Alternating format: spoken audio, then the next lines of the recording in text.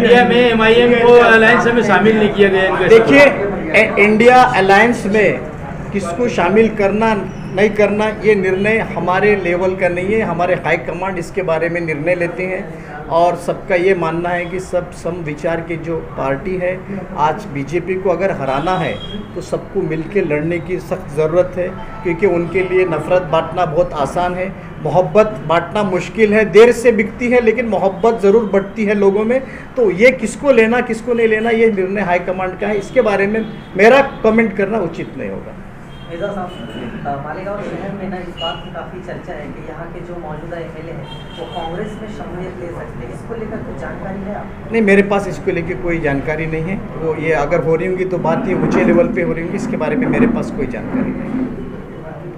ठीक है, अगर ऐसा हो गया मौजूदा एमएलए जो है वो अगर आइन वक्त पे आपके पास वो सिटिंग एमएलए अगर वो आ जाते हैं आपके साथ में तो आप स्वागत करेंगे उनका? नहीं, ये देखिए, मैं वही बता रहा हूँ, ये एमएलएस का प्रवेश करना नहीं करना ये निर्णय हमारे हाई कमांड नाना पटोले जी, थोराट साहब, अशोक चौहान जी और हमारे जो भी प्रभारी है हाई कमांड दिल्ली में जो है हमारे बेटे खरगे जी, सोनिया जी और राहुल जी के लेवल का निर्णय। इसके बारे में मैं बोलना उचित नहीं होगा, लेकिन पक्ष में ऐसा होता है कि अगर कोई हमारे विचारधारा से प्रभावित होके कोई आता है तो उसको रोकने का कोई सवाल नहीं है, लेकिन वो अगर पक्ष में आता है उनको क्या दिया जाएगा नहीं दिया जाएगा ये निर्णय हाईकमांड लेगा। इंडिया अलायंस में राष्ट्रवादी कांग्रेस है और कांग्रेस पार्टी भी है, तो मालेगांव में भी ये साथ में रहेंगे क्या?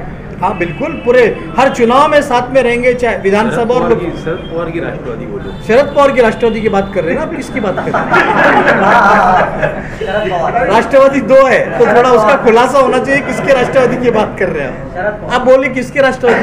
हाँ, पवार साहब की राष्ट्रवादी, वही असली राष्ट्रवादी ऐसा हम लोग समझते हैं। गठबंधन में तो वही है ना? हाँ, गठबंधन में तो वही है। नहीं, लेकिन अभी कौन किसके गठबंधन में आ जाए शाम तक कुछ बोल नहीं सकते, ये तो इतना असमंजस की स्थिति है। तो हाँ, महाविकास आघाड़ी जो है कांग्रेस, राष्ट्रवादी, पवार साहब का जो वो है राष्ट्रवादी और शिवसेना, ये मिलके चुनाव लड़ेंगे। समाजवादी पार्टी भी उसमें है और कुछ अन्य दल भी उसमें है, तो ये चुनाव लड़ेंगे और चुनाव सिर्फ लड़ेंगे नहीं, चुनाव महाविकास आघाड़ी जीतने वाली है, मैं आपको यकीन से कह सकता हूँ। है इसके लिए आपने देखा कि पिछले महीने शायद 1.5-2 महीने पहले इमरान प्रताप गढ़ी साहब की यहाँ पे बहुत बड़ी सभा हुई है और पावरलूम इंडस्ट्री को भी किस तरह से उनके जो समस्याएं हैं उसको केंद्र में उठाने का काम हमारे इमरान प्रताप गढ़ी साहब करेंगे और आमदार होने के नाते विधान परिषद में उठाने का काम मैं करूंगा। ये विश्वास यहाँ की जनता को दिलाने के लिए आया हूँ और आपके माध्यम से बता। सर, आपने एक अच्छा बहुत ही कीमती वक्त गुलाम नबी आज़ाद के साथ गुजारा है। जी जी जी, चर्चा है कि आप जा सकते हैं। बिल्कुल नहीं भाई, कैसे? गुलाम नबी आज़ाद साहब वो अपने राह पर है, हम अपने राह पे। हमारी ज़िंदगी, मेरे दादा, मेरे वालिद इस कांग्रेस में एक कार्यकर्ता बोल के काम किया है। इस पक्ष ने मुझे इतना कुछ दिया है, इस पक्ष के लिए मैं अपनी जान भी दे दूं, खून का खतरा भी दे दूं तो कम होगा। हम कांग्रेस के साथ जुड़े हैं और हम सब लोग कांग्रेस को ज़िंदगी भर, कांग्रेस ही एक विचारधारा है जो इस मुल्क में बीजेपी जैसी फिरका परस्त पार्टी उससे लड़ सकती है। आपको बता सर, आप एक बहुत बड़े प्लेटफॉर्म से है, मालेगांव शहर में 5 से 550 मस्जिदें, तो आपके रहते हुए या मस्जिद और मदरसे का ही परमिशन दिया जाए। इसके पहले जितने भी चेयरमैन आए मस्जिद दिया गया था परमिशन, लेकिन आज ये मदरसा लग के आता है, तो आपको उसके ऊपर नहीं, देखिए रजिस्ट्रेशन ऐसा होता है कि अगर आप मस्जिद का रजिस्ट्रेशन कर रहे हैं तो उसको मस्जिद का रजिस्ट्रेशन मिलेगा और उसको जोड़ के आप मदरसे को जोड़ के मस्जिद कर रहे हैं तो दोनों रजिस्ट्रेशन मिल जाएंगे। उसके ऊपर हम काम कर रहे हैं। सर, सबका पार्लियामानी इलेक्शन में जो है मालेगांव से कांग्रेस को एकतरफा वोट दी गई, लेकिन जो है क्या बात है कि कांग्रेस के लीडर 5 साल यहाँ आते नहीं है, जब इलेक्शन आते हैं तो फिर वरिष्ठ लोग जो मालेगांव पर ध्यान नहीं, देखिए नाना पटोले जी मालेगांव मुझे लगता 2 से 3 बार आ चुके, इमरान प्रताप गढ़ी साहब पिछले महीने आ चुके, मैं दूसरी बार आ रहा हूँ। ये जो आप बोल रहे हैं मुझे नहीं लगता इसमें कोई दिन हो सकता। ये ज़रूर है जिस तरह से आना चाहिए उस तरह से लीडरशिप नहीं आई होंगी, लेकिन अब देखिए यहाँ की भी लीडरशिप अच्छा काम कर रही है। हमारे एजाज भाई जब से शहर अध्यक्ष बने हैं ये भी एक मजबूत नेता बोल के उभरे, हमारे जमील साहब है और भी साथी है। तो ज़रूरी नहीं है कि ऊपर के लीडरशिप आए, ये लीडरशिप भी हम मजबूती से काम कर रही है और कांग्रेस की विचारधारा को आगे बढ़ाने का काम कर रही है। पार्लियामेंट में कांग्रेस हमेशा रही है सर, काँग्रेसला मजबूत करायचं काम एजाज बेग करतात ते असं तुम्ही सांगितलं। बरोबर आहे. एजाज बेगला मजबूत करण्यासाठी तुम्ही काय करणार? आता आम्ही सत्तेत नाही, सत्तेत आल्यावर किंवा जे काही त्यांना मजबूत तेव्हापासून संघर्ष करू राहिले. जेव्हा सत्ता होती तेव्हाही त्यांना नाही बरोबर आहे. आता सत्ता आल्यावर तुम्हाला माहीत पडेल की एजाज बेगला कोणत्या प्रकारच्या बढे कांग्रेस तर्फे देण्यात येईल, ते लवकरच माहीत आज पडेल. 1 साल पूरा हो गया भारत जोड़ो। जी। सब तरफ पद यात्रा निकल रही है, यहाँ क्यों नहीं निकल रही? नहीं, यहाँ का अभी शेड्यूल आपको बताता हूँ मैं. देखिए, पूरे जोन का शेड्यूल बना है.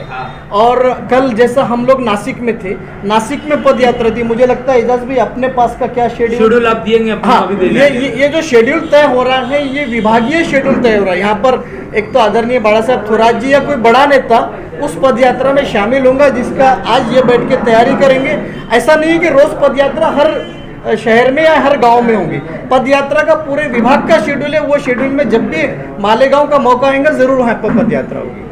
मालेगांव की ये सीट असेंबली और पार्लियामेंट के लिए कांग्रेस से मुक्त से जो अलायंस होता है, इस मरतबा जो एनसीपी ये डिमांड कर रही है कि उसको दिया जाए. देखिए, सीट शेयरिंग की जो बात है ये मेरे लेवल की है, एजाज भाई के लेवल की नहीं है. लेकिन यहाँ पे कार्यकर्ताओं की सबकी ख्वाहिश है कि ये कांग्रेस को छुटा जाए. ये ख्वाहिश मैं मेरे हाईकमांड तक ज़रूर पहुँचाऊँगा.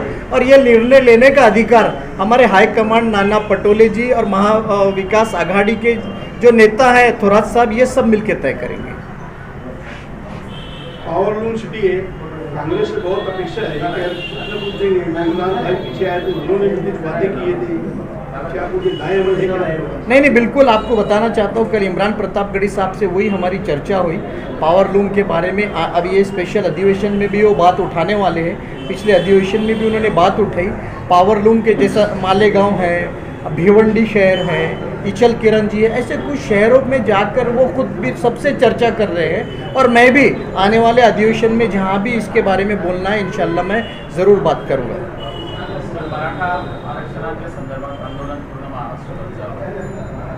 त्यांची मागणी आहे मुस्लिम समाजालाही आरक्षण मिळालं पाहिजे अशी काही मागणी आहे. 100% आमच्या पक्षाचं स्पष्ट असं मत आहे की जे काही मागासलेले आहे मुस्लिम समाजाचं आरक्षण तो 2014मध्ये देण्यात आला आणि त्याला माननीय उच्च न्यायालयाने त्याला अपहेल्ड केला की चांगला आहे, द्यायला पाहिजे. तसंच मुस्लिम आरक्षण असो किंवा मराठा आरक्षण असो, हे जे काही जे डिझर्विंग आहे त्यांना दिलंच पाहिजे अशी आमची पक्षाची स्पष्ट भूमिका आहे. आता जे लाठीचार्ज झालेलं आहे त्याबद्दल नाही, अगदी बरोबर आहे. जे लाठीचार्ज केलं एकदम चुकीचं आहे. हे बरोबर असताना कोणी सांगू शकत नाही. मागण्या मान्य करायचा की नाही करायचं ते सरकारचा निर्णय आहे. परंतु शांतिप्रिय आंदोलनाला असा प्रकारचा लाठीचार्ज करणे हे अन्यायकारक आहे. त्याचा आमच्या पक्षाकडून आम्ही तीव्र शब्दात निषेध करतो. असे आंदोलन नेहमीच होत असतात आणि या आंदोलनाची मागणी खूप चांगली आहे. मराठा समाज असो किंवा मुस्लिम समाज असो, ज्यांनी आंदोलन केलेलं आहे आणि त्या आंदोलनाला अशा प्रकारचे लाठीचार्ज करणे एकदम निंदनीय आहे. आमच्या नेत्यांनी त्याचा निषेध केलेला आहे. आम्ही स्वतः सर्व मिळून याचा निषेध करतो. ठीक आहे.